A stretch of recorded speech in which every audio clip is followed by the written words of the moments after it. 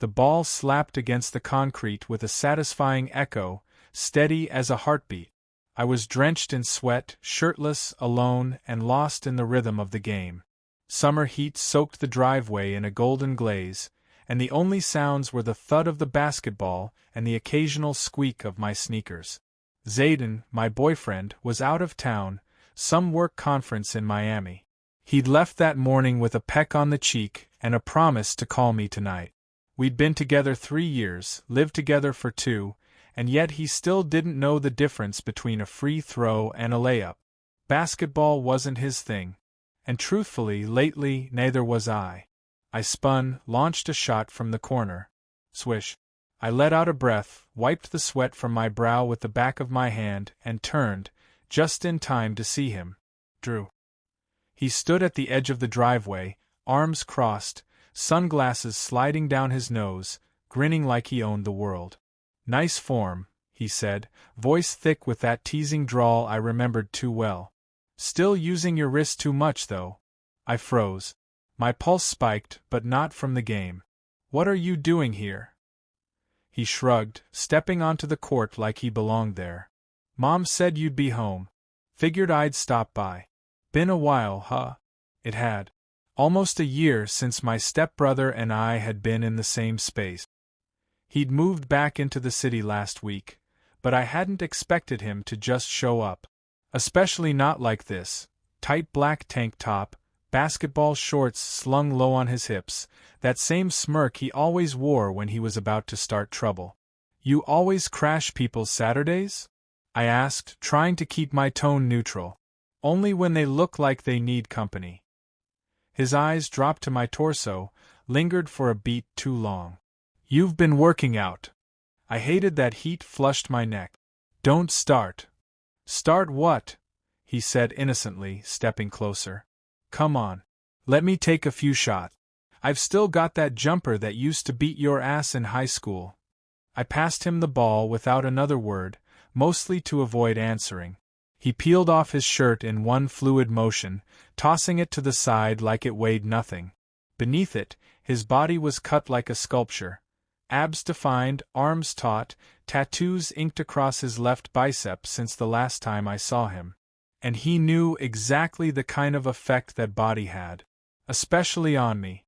Drew bounced the ball once, twice, and then started shooting. He missed. I snorted.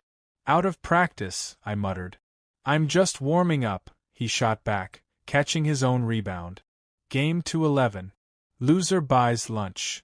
"Fine," I said, swallowing whatever this feeling was sitting in my chest. We started playing. At first, it was just competition, muscle memory, and adrenaline. But then came the bumps. His body brushing mine on drives to the hoop, hands pressing into my sides during rebounds, sweat sliding off his skin and dotting mine like it belonged there. Each contact was electric. Each laugh laced with something heavier. "Still can't guard me," he taunted after a quick crossover and layup. "Still talk too much," I replied, panting. He grinned, chest rising and falling, his eyes catching mine. "You missed this." I wanted to lie. Say no. Say I didn't think about those years when we were closer than brothers, when something unspoken buzzed in the air between us every time our hands brushed on the couch or when our rooms shared a wall. But I didn't say anything. Drew bounced the ball and nodded toward me. "You seeing anyone?" I stiffened. "Yeah. Zayden. 3 years." His eyebrows lifted, but there was no surprise in his face. "Right. The guy who doesn't even come to your games. How's that going?" I bristled. "We're solid." "You sure about that?" he asked, voice lowering just a bit. "Because you're looking at me like you used to. Like I used to." God. My mouth went dry. I turned away and picked up my water bottle, forcing myself to breathe. He followed. Of course he did. "Relax, man," he said, almost gently now. "It's just basketball." But it wasn't. Not anymore. Not with the way his hand grazed my shoulder as he reached past me. Not with the way his breath skimmed my neck when he leaned in too close. My skin was on fire. My thoughts scrambled. And somewhere behind all the noise, Zayden's name flickered like a dying candle. Drew looked at me again, searching, knowing. You ever wonder what would have happened if we didn't stop pretending? The air cracked between us. I didn't answer. Because I wondered. I wondered all the time. We never really said we were done playing. The game just stopped. Ball forgotten, rules suspended, and tension thick in the summer air. I sat on the edge of the porch, guzzling water, trying to steady my breath. Drew stood a few feet away, shirt back on now, but the heat clinging to his skin didn't seem to care. Neither did he. You always get quiet when you're thinking something you shouldn't, he said, stretching his arms behind his head. The motion pulled the hem of his tank up just enough to tease his abs. I'm not thinking anything, I lied. He laughed, low and amused. You were never a good liar. That was the problem. Around Drew, every part of me was transparent, especially the parts one wished weren't. He walked over, dropped onto the step beside me. Not touching, but close enough that our knees brushed every time I shifted. I tried to ignore it. I really did. Zayden ever come around here? He asked casually. Yeah, I said. When he's not traveling. Drew tilted his head, eyes narrowing. You ever wonder why he's always gone? I turned to look at him, jaw tight. What are you getting at? Nothing, he said too quickly. Then, just that you always deserve someone who sees you. Who gets you? Drew. No, really, he cut in, voice softer now.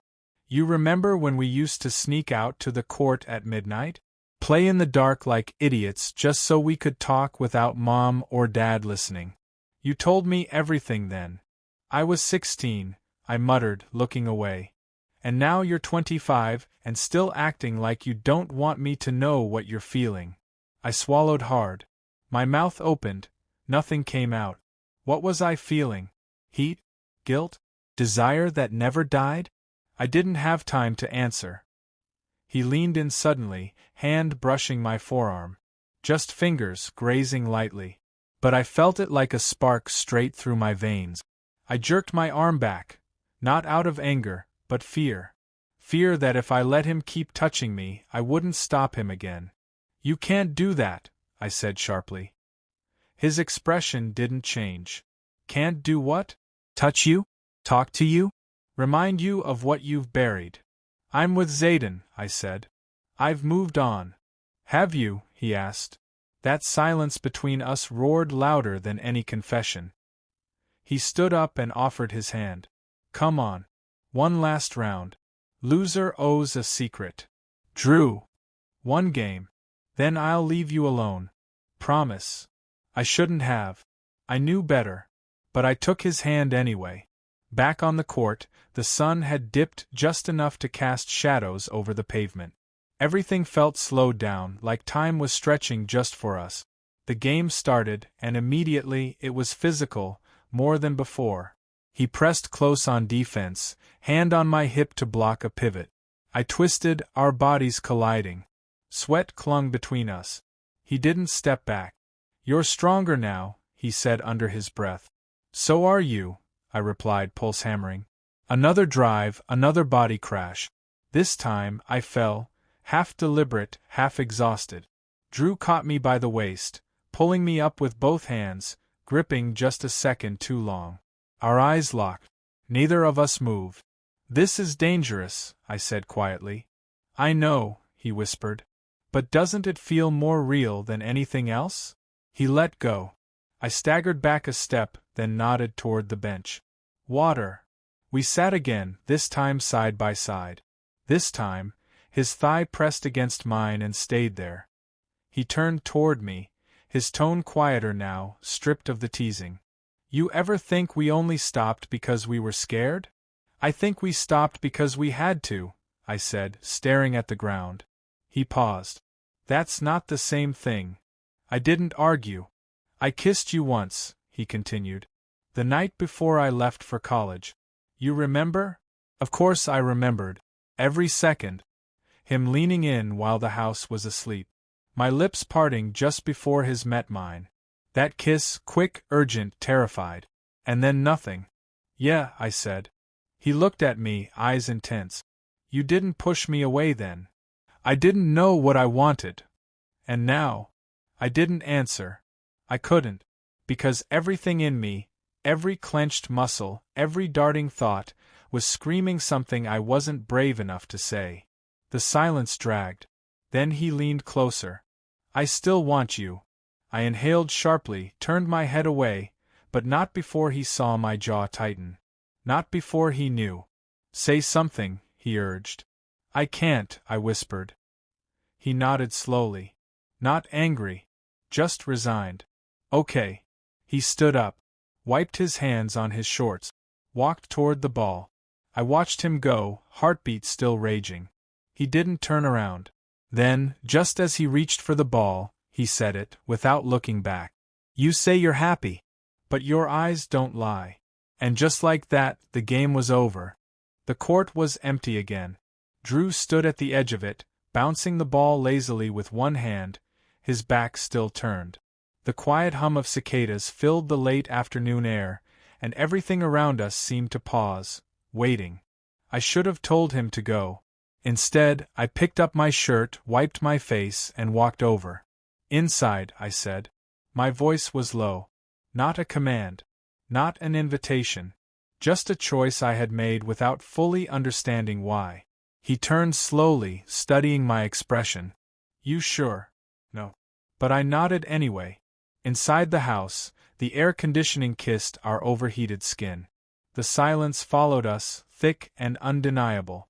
I threw my shirt on the kitchen counter and poured us both glasses of water. He stood across from me, still glistening from the game, eyes fixed. I handed him the glass, and when his fingers brushed mine, neither of us let go right away.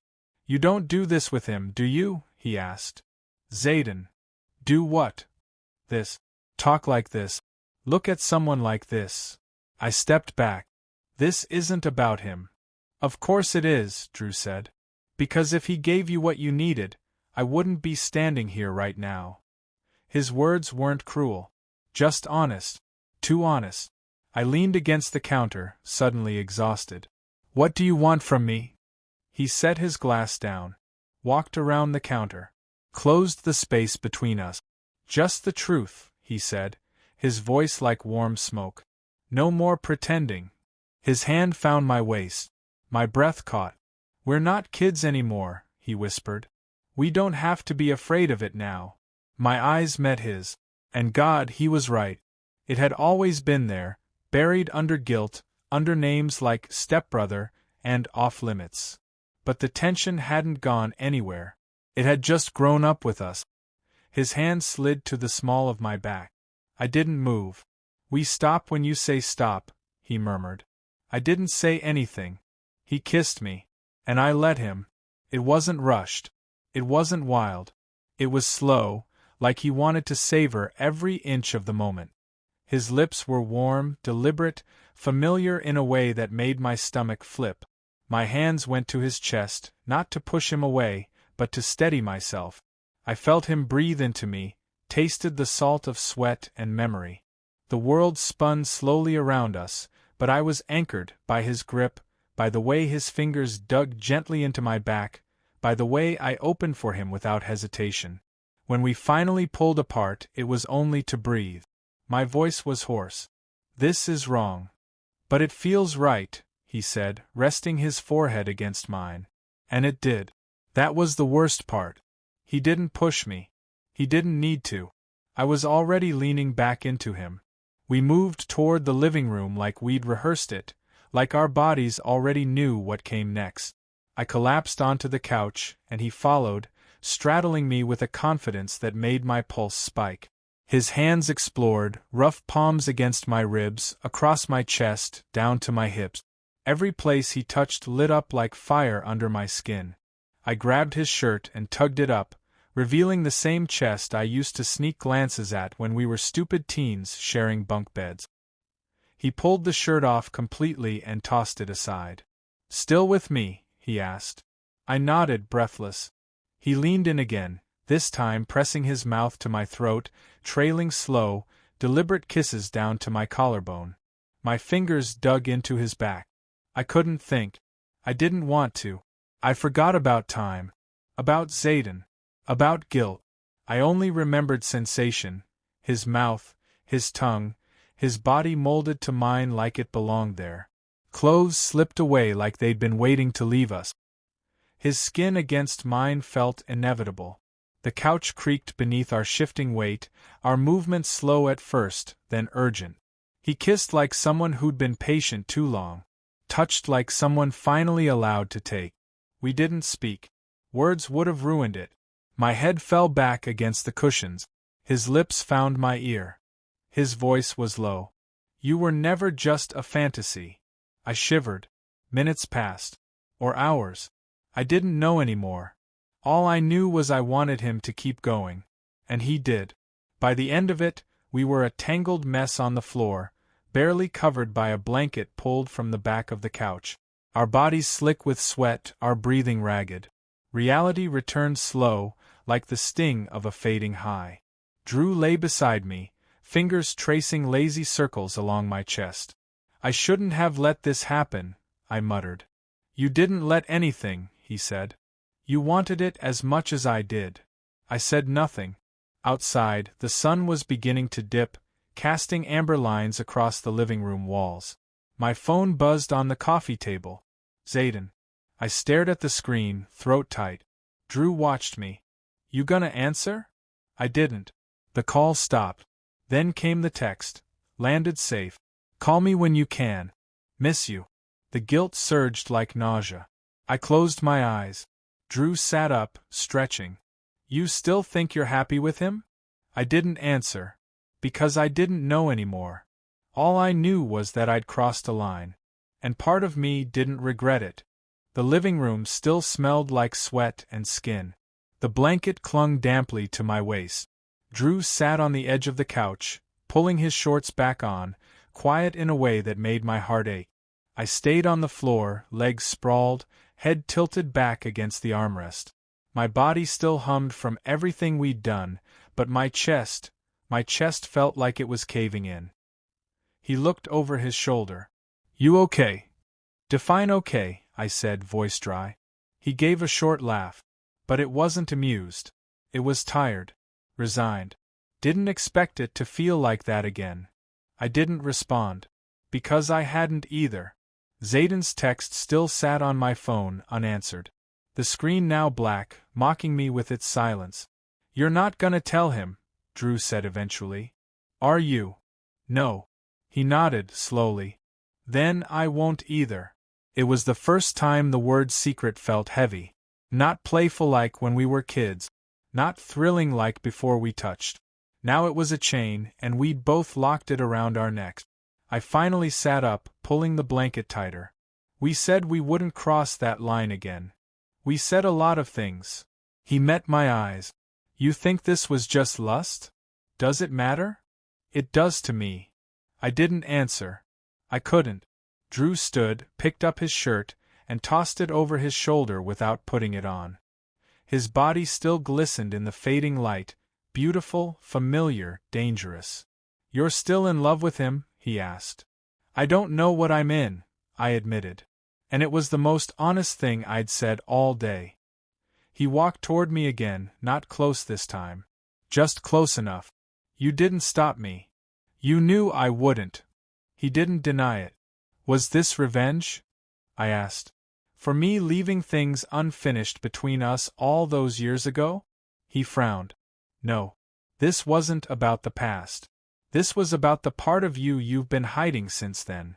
I swallowed hard. What if I'm not ready to live in that truth? Then you'll keep lying, he said softly. To Zayden. To yourself. And maybe that'll work for a while. Maybe forever. You sound bitter. No, he said with a sad smile.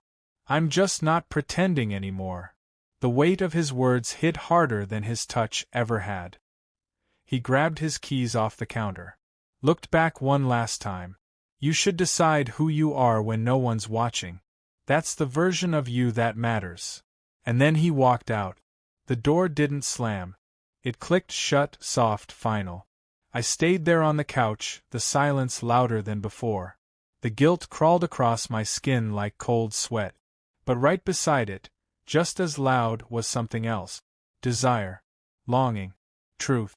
I'd told myself for years that what Drew and I had wasn't real. That it had been heat and confusion and the weird closeness of two teenage boys forced to share a house. But now I knew better. It had never been confusion. It had been clarity. What scared me back then, and still scared me now, was how easy it was with him. How seen I felt. How dangerous it was to feel that much and still walk away from it. The front door remained shut. The echo of him hadn't. My phone buzzed again. Zayden, still no call? I know you're probably tired. Just checking in. I love you. I stared at the message. At those last 3 words. I love you. I didn't doubt that he did. Zayden was good, dependable. He loved me like a partner should. Showed up on time. Made plans. Wore button-downs to brunch. But had he ever looked at me like Drew had? Had he ever pulled me in like gravity? No. And maybe that was safer. Maybe love wasn't supposed to shake you. Or maybe it was. I texted back. Let's talk tomorrow. Things are complicated right now. I didn't hit send. Not yet. I put the phone down. Walked to the bathroom. Turned on the shower. Let the steam rise. Stared at my reflection for a long time. Who was I now? The loyal boyfriend? The cheating stepbrother? Or something in between? Someone trying to figure out how one choice could shatter 2 versions of his life? The water rushed around me. I stepped in. Let it wash away Drew's scent. His touch. The ache in my chest. But the memory stayed. Embedded. Alive. Later that night, I lay in bed alone. Drew didn't text. Didn't call. And that silence? It wasn't rejection. It was respect. He'd given me space to decide. Not just between him and Zayden, but between living half a truth or finally stepping into the whole one. And I still didn't know what I was going to choose. But for the first time in years, I knew I had to choose something.